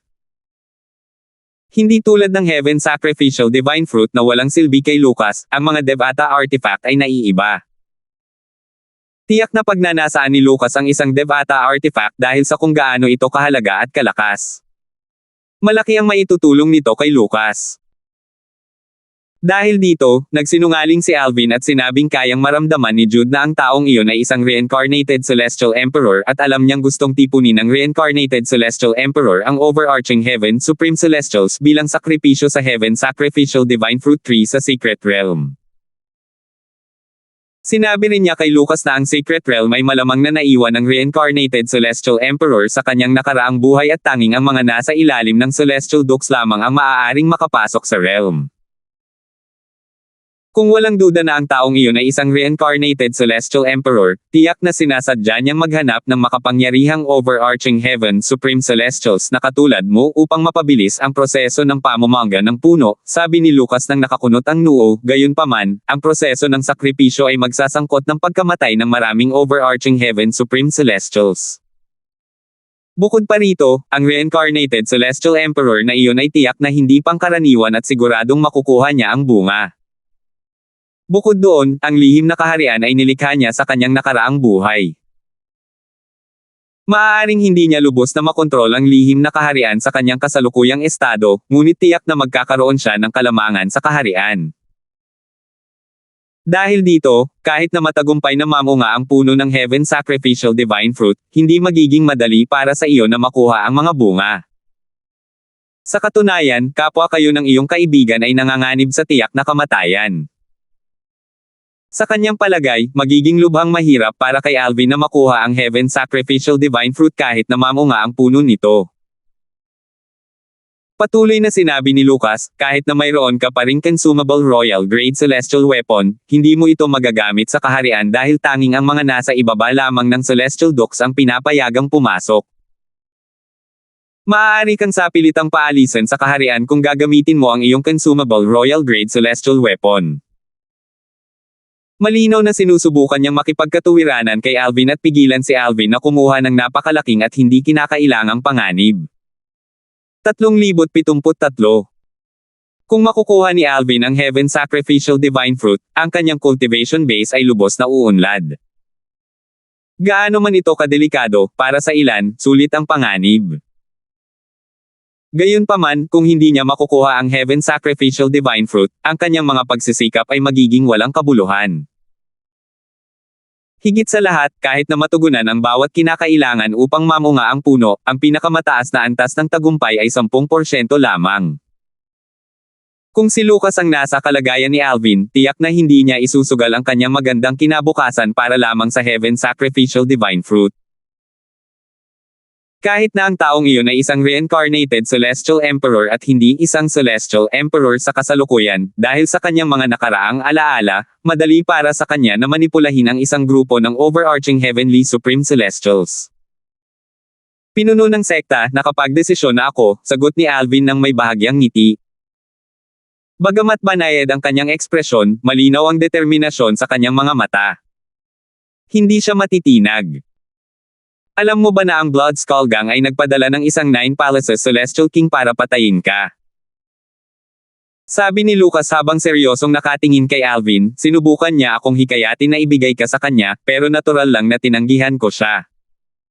Natatakot ako na inaabangan ka pa rin niya sa labas ng estate ng sekta.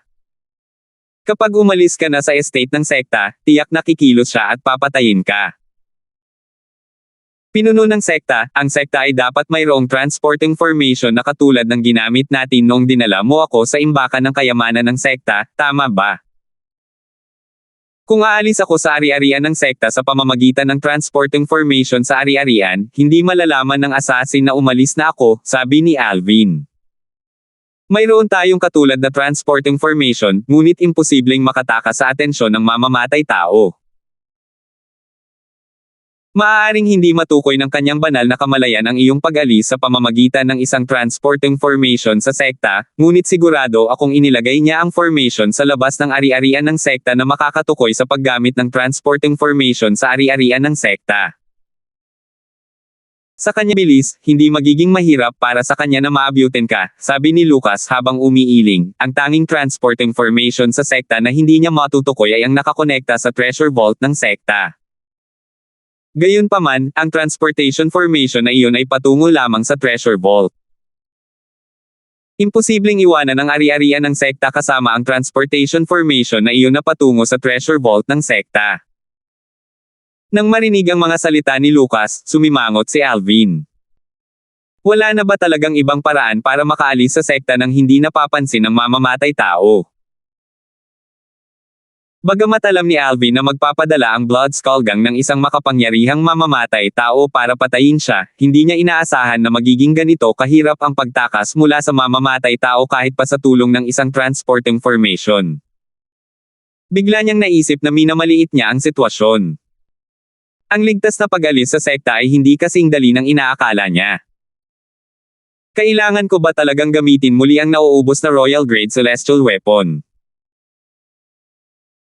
Kung mayroon akong lakas ng isang pangunahing Celestial Lord, kasama ang mga lalim na aking natutunan at sa tulong ng Chaos Divine Flame, ng Profound Divine Metal, at ng Chaos Divine Earth, maaaring posible para sa akin na patayin ang assassin, naisip ni Alvin sa sarili habang kumukunot ang noo. Ayaw niya talagang gamitin ang nauubos na Royal Grade Celestial Weapon nang hindi kinakailangan dahil isa na lang ang natitira niyang gamit. Kung gagamitin niya ito, ang nauubos na Royal Grade Celestial Weapon ay magiging walang silbi. Nas dilema pa rin si Alvin nang bahagyang sumimangot si Lucas na may kaunting pag-aalinlangan sa kanyang mukha. Hindi nakaligtas sa atensyon ni Alvin ang reaksyon ni Lucas. Nagliwanag ang kanyang mga mata habang nagtanong, pinuno ng sekta, mayroon ka bang paraan? Kung mayroon ka, malaki ang utang na loob ko sa iyo.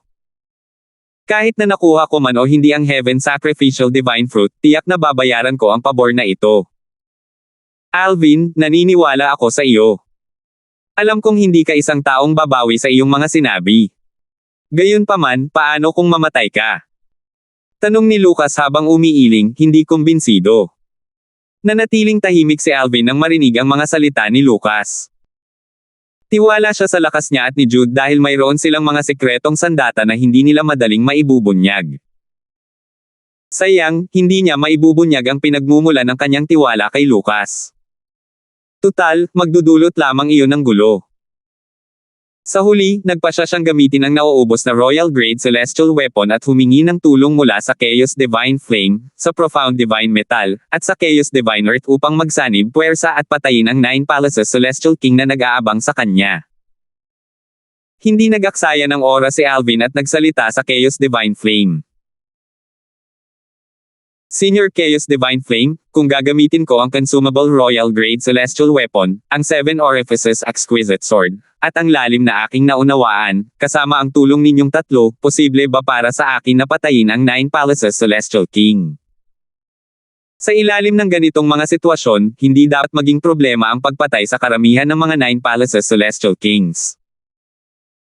Gayunpaman, may mga makapangyarihang Nine Palaces Celestial Kings na nakaunawa sa lalim ng mga hindi pangkaraniwang batas. Mas mahirap itong patayin. Posible na maubos niya ang enerhiya mula sa nauubos na Royal Grade Weapon bago kanya patayin. Gayunpaman, ang assassin ng Nine Palaces Celestial King mula sa Blood Skull Gang ay hindi nabibilang sa kategoryang iyon, sabi ng Chaos Divine Flame. Nagliwanag ang mga mata ni Alvin nang marinig niya ang mga salita ng Chaos Divine Flame. Sa sandaling ito, biglang nagsalita si Lucas, Alvin, gamitin mo ang Celestial Talisman na ito para umalis sa lupain ng sekta. Lumingon si Alvin upang tingnan si Lucas. Nakita niya si Lucas na inaabot ang isang Celestial Talisman sa kanya. Ang Celestial Talisman ay parang isang ordinaryong Celestial Talisman. Gayunpaman, nang mas malapitan niyang tingnan, nakita niyang ang anting-anting ay kumikinang ng bahagya na may berdeng ilaw. Natukoy ng kanyang banal na kamalayan ang isang kakayahang gumalaw na medyo katulad ng Pillaging Profundity na kanyang naunawaan. Ito ay isang Wind Shadow Escape Talisman. Ito ay isang gantimpalang ibinigay sa akin ng Mansion Master ng Profound Nether Mansion matapos kong matagumpay na makumplito ang isang misyon para sa mansyon. Ito ay isang Celestial Talisman na inukit ng isang Celestial Lord na naglalaman ng batas ng Wind-style Profundity at Gale Profundity ng hangin sa unang yugto, sabi ni Lucas. Hindi napigilan ni Alvin ang paghinga ng malalim nang marinig ang mga salitang ito. Biglang bumili ang tibok ng kanyang puso nang makita niya ang Celestial Talisman. Isang Celestial Talisman na inukit ng isang Celestial Lord. Bukod pa rito, naglalaman ito ng batas ng Wind Style Profundity at Gale Profundity sa unang yugto. Kailangang malaman na ang mga King-grade Celestial Methods at Divine Abilities na naglalaman ng lalim mula sa isang batas ay maaari lamang matutunan hanggang sa pinakasimpleng yugto. Upang maunawaan ang lalim sa unang yugto, kailangan mong makuha ang katumbas na Royal Grade Celestial Methods at Divine Abilities. Gayunpaman, kahit ang mga Apex Powerhouse tulad ng isang 10 Directions Celestial King ay bihirang maunawaan ang lalim sa unang yugto. Ito ay dahil ang Royal Grade Celestial Methods at Divine Abilities ay napakabihirang at mahalaga. Bukod dito, hindi madaling maunawaan ang lalim sa unang yugto. Ibinigay ni Lucas ang Celestial Talisman kay Alvin. Nang tiningnan niya ang Celestial Talisman, may bahid ng pag-aatubili ang makikita sa kanyang mukha. Gamit ang Celestial Talisman na ito, kahit ang isang Celestial Lord ay hindi ka maaabutan. Ang mamamatay tao ay isa lamang 9 Palaces Celestial King, imposibleng maabutin kanya pagkatapos mong gamitin ang Celestial Talisman na ito. Pinuno ng sekta, hindi ko ito matatanggap. Napakahalaga nito. Natural na nakita ni Alvin ang pag-aatubili ni Lucas. Ang Wind Shadow Escape Talisman ay napakahalaga. Bagamat natutokso siya, tumanggi siyang tanggapin ito. Umiling siya at sinabing, ang Celestial Talisman na ito ay isang napakahalagang talisman na nagel iligtas buhay. Dapat mo itong itago. Tatanggapin sana ni Alvin ang anting-anting mula kay Lucas kung wala talaga siyang paraan para ligtas na makaalis sa lupain ng Simplicity Celestial Sect. Gayunpaman, dahil mayroon pa rin siyang paraan para makaalis ng hindi nasaktan, tinanggihan niya si Lucas. Kunin mo na. Hindi ko nakakailanganin. Ginamit ni Lucas ang kanyang Celestial Origin Energy para ipadala ang Wind Shadow Escape Talisman kay Alvin. Ang Celestial Talisman ay lumulutang sa ere sa harap ni Alvin. Hanggat inaabot niya ang anting-anting, nasa kamay niya ito. Gayunpaman, sinubukan niyang tumanggi muli. Pinuno ng sekta. Sumingit si Lucas, tatanggapin ko na lang na ako ang pastahan mo. Kung babalik ka, kailangan mong ibalik ang pabor na ito ng paisa-isa. Wala akong hinihinging marami, 2 o 3 Wind Shadow Escape Talisman lang ang sapat na. Base sa kanyang mga sinabi, tila nakapagdesisyon na siya na ibigay ang Celestial Talisman kay Alvin. Pagkatapos niyang magsalita, isang ngiti ang makikita sa kanyang mukha. Alam ni Alvin na nagbibiro lang si Lucas at hindi niya ito sineryoso. Gayunpaman, isinapuso niya ang mga salita ni Lucas at nangako sa sarili na babayaran ang pabor na ito. Determinado at may kumpiyansa niyang sinabi, pinuno ng sekta, hindi mo ito pagsisisihan. Dahil dito, tinanggap ni Alvin ang Wind Shadow Escape Talisman bago siya nagpaalam kay Lucas. 3074. Ang Wind Shadow Escape Talisman ay isang minsanang gamit na Celestial Talisman. Nagbibigay ito sa gumagamit ng hindi kapani-paniwalang bilis sa loob ng 10 paghinga. Ang Wind Shadow Escape Talisman na ibinigay ni Lucas kay Alvin ay inukit ng isang Celestial Lord. Naglalaman ito ng batas ng Wind Style Profundity at Gale Profundity ng hangin. Higit sa lahat, ang dalawang lalim ay nasa unang yugto pa lamang. Sa Southern Heaven Territory, napakabihirang para sa mga Celestial Lord at ng mga mahihina na makabisado ang mga lalim sa unang yugto. Ito ay dahil ang mga Royal Grade Celestial Methods at Divine Abilities na naglalaman ng mga batas ay napakabihirang sa Southern Heaven Territory. Kahit ang mga sekta at angkan na nagtataglay ng mga Royal Grade Celestial Methods at Divine Abilities ay pinoprotektahan sila na parang sila mismo ang kanilang mga buhay. Natural lang na ayaw nilang ibahagi ito sa iba. Bukod dito, ang pag-unawa at pagmaster ng mga lalim sa unang yugto ay napakahirap kumpara sa pagmaster ng mga ito sa pinakasimpleng yugto.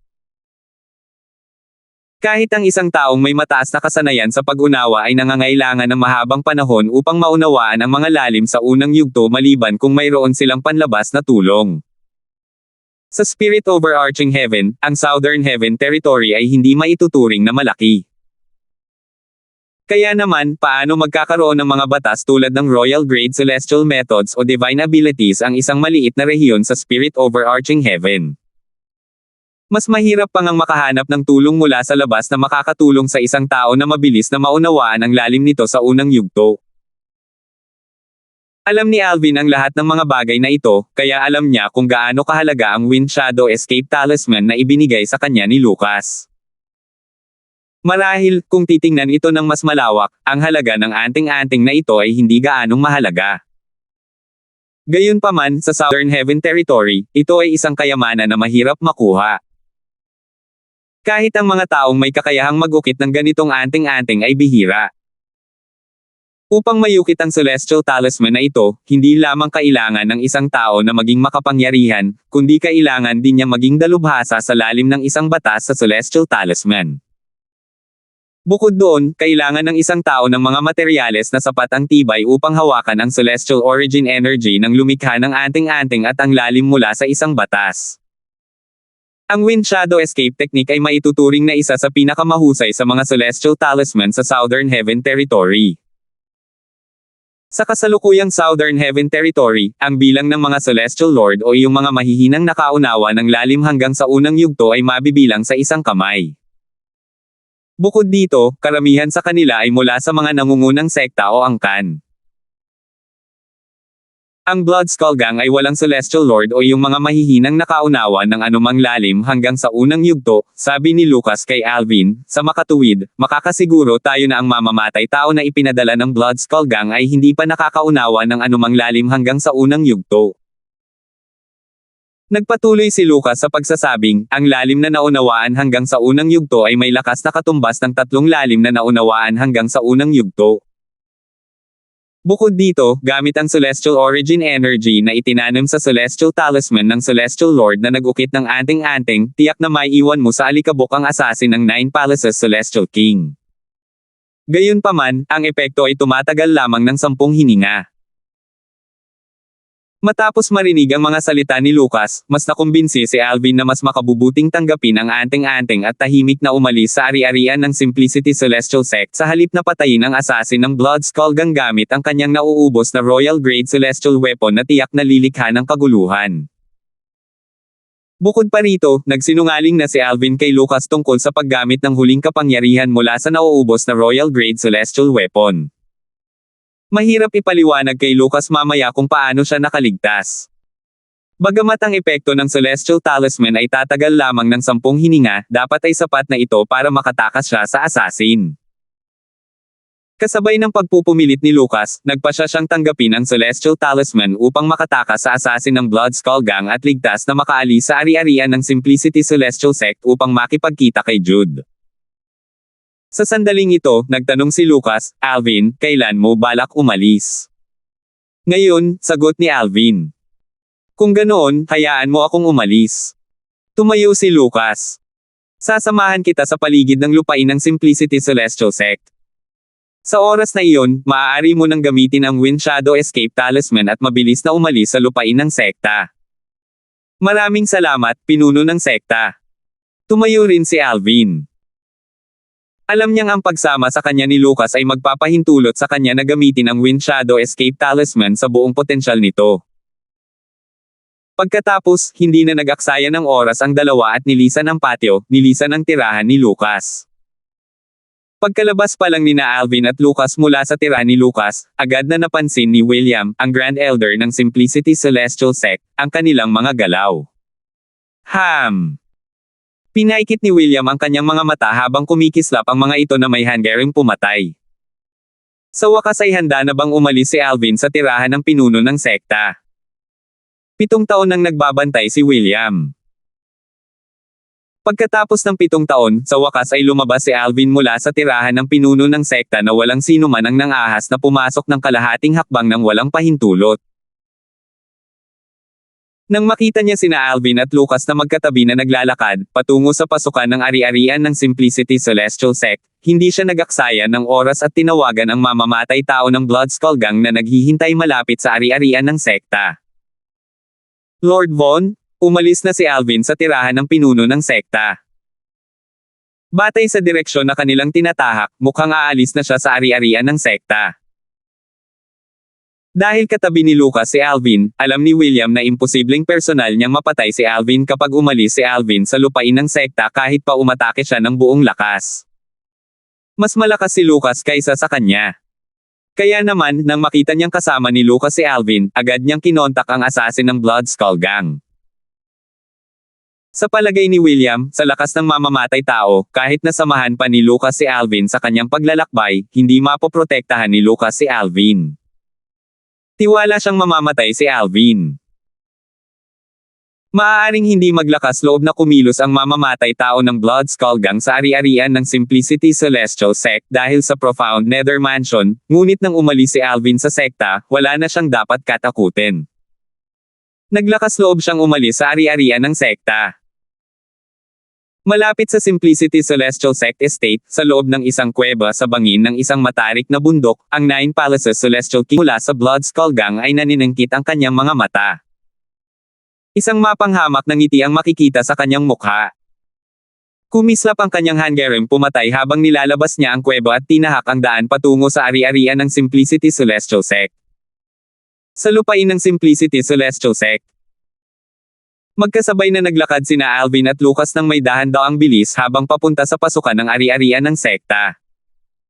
Pinuno ng sekta, pinapanood pa rin ako ng dakilang elder, sabi ni Alvin na may walang pakialam ng ngiti sa kanyang mukha. Kanina, paglabas pa lang ng dalawa sa bahay ni Lucas, nakita na ni Alvin ang figure ni William mula sa malayo at ramdam niya ang malamig na titig ni William sa kanya. Sa loob ng 7 taon na ito, hindi sumusuko ang dakilang elder. Ang pagkamatay ni Hubert ang dahilan kung bakit siya nabaliw sa paghihiganti, sabi ni Lucas habang umiiling. Sa nakalipas na 7 taon, tuwing aalis siya sa kanyang tirahan, nakikita niya ang dakilang elder na matalas na binabantayan ang kanyang tirahan, matalas na binabantayan ang bawat galaw sa kanyang tirahan. Bagamat hindi siya nasisiyahan sa hindi nararapat na pag-uugali ni William, kahit na siya ang pinuno ng sekta, wala siyang magagawa hanggat hindi kumikilos si William. Bukod dito, si William ay isang dakilang elder ng Simplicity Celestial Sect. Hanggat hindi direktang nilalabag ni William ang mga patakaran ng sekta, ang iba pang matataas na opisyal ng sekta ay hindi papayag na alisin din niya si William. Sa makatuwid, sa kabila ng kanyang pagkadismaya, matiis na lamang niya ang patuloy na pagbabanay ni William sa kanyang tirahan. Pinuno ng sekta, sinabi mo bang malamang na nakaabang na ang mamamatay tao ng Blood Skull Gang sa labas ng estate ng sekta? Tanong ni Alvin. Oo. Bahagyang tumango si Lucas. Huwag mong sabihin na mabilis kumilos ang dakilang elder at ipinaalam na niya sa assassin na aalis na ako sa estate ng sect. Tanong ni Alvin. Malaki ang posibilidad niyan. Muling tumango si Lucas ng bahagya. Sa katunayan, 100% siyang sigurado na naabisuhan na ni William ang assassin ng Blood Skull Gang paglabas nila ng kanyang tirahan. Sa kasamaang palad para kay William, magiging walang saysay kahit na kontaken pa niya ang assassin mula sa Blood Skull Gang. Isang pangiinis ang sumilay sa mukha ni Lucas nang sabihin niya, hindi niya inaasahan na ibibigay ko sa iyo ang tanging Wind Shadow Escape Talisman na hawak ko. Di nagtagal, dumating sina Alvin at Lucas sa gilid ng Simplicity Celestial Sect. Mayroong hanay ng mga Formosayon na itinayo ng mga dalubhasa sa Formosayon gamit ang maraming mapagkukunan. Sa sandaling lumabas si Alvin sa lupain ng sekta, agad niyang mawawala ang dakilang proteksyon mula sa mga Formosayon ng Simplicity Celestial Sect. Kung ang mamamatay tao ng Blood Skull Gang ay papatay ng isang tao sa loob ng formation, iiwan niya ang kanyang aura sa formation. Sa oras na iyon, hindi magiging mahirap para sa Profound Nether Mansion na tugisin siya at patayin. Sa makatuwid, sa kabila ng pagiging isang Nine Palaces Celestial King, hindi siya nang ahas na gumawa ng aksyon sa ari-arian ng Simplicity Celestial Sect. Iyon ay paghahangad lamang ng kamatayan. Nang dumating sina Alvin at Lucas sa gilid ng lupain ng Simplicity Celestial Sect, agad na napansin sila ng nagtatagong mamamatay tao ng Blood Skull Gang. Nagtago sa dilim ang mamamatay tao at nakatitig kay Alvin nang walang kurap habang iniisip ang sarili, kapag umalis na si Alvin sa mga dakilang formation ng sekta, tiyak na mamamatay siya. Si Lucas ang pinuno ng sekta ng Simplicity Celestial Sect, kung tutuusin. Kung papatayin ko siya, tiyak na magkakaroon ng mga parusa mula sa Profound Nether Mansion. Mas mabuti pang iligtas ko ang buhay ni Lucas. Si Alvin lang ang target ko. Sa sandaling ito, ang Celestial Origin Energy ay namumuo na sa ibabaw ng katawan ng mamamatay tao. Sa sandaling lumabas si Alvin mula sa proteksyon ng mga dakilang formation ng Simplicity Celestial Sect, kikilos siya ng walang pag-aalinlangan. Samantala, si Alvin na nakatayo sa gilid ng ari-arian ng Simplicity Celestial Sect ay hindi napansin ang presensya ng assassin. Tutal, naubos na ang kapangyarihan mula sa nauubos na Royal Grade Celestial Weapon nang patayin niya ang 6 combo Celestial King mula sa Blood Skull Gang. Gaano man siya kagaling, paano matutuklasan ng isang peak overarching Heavenly Supreme Celestial ang presensya ng isang 9 Palaces Celestial King kung sadyang itinatago ng 9 Palaces Celestial King ang kanyang presensya? Sa sandaling ito, tumingin si Lucas kay Alvin at same time na sinabi, "Alvin, wala na akong masyadong sasabihin sa iyo. Umaasa lang ako na pahalagahan mo ang iyong buhay at uunahin ang iyong buhay. Bagamat mahalaga ang Heaven Sacrificial Divine Fruit, mas mabuti unahin mo ang iyong buhay kaysa sa prutas. Tutal, kung mawawala mo ang iyong buhay, mawawala sa iyo ang lahat." Salamat po at sinamahan ninyo ako. Ingat lagi mga master.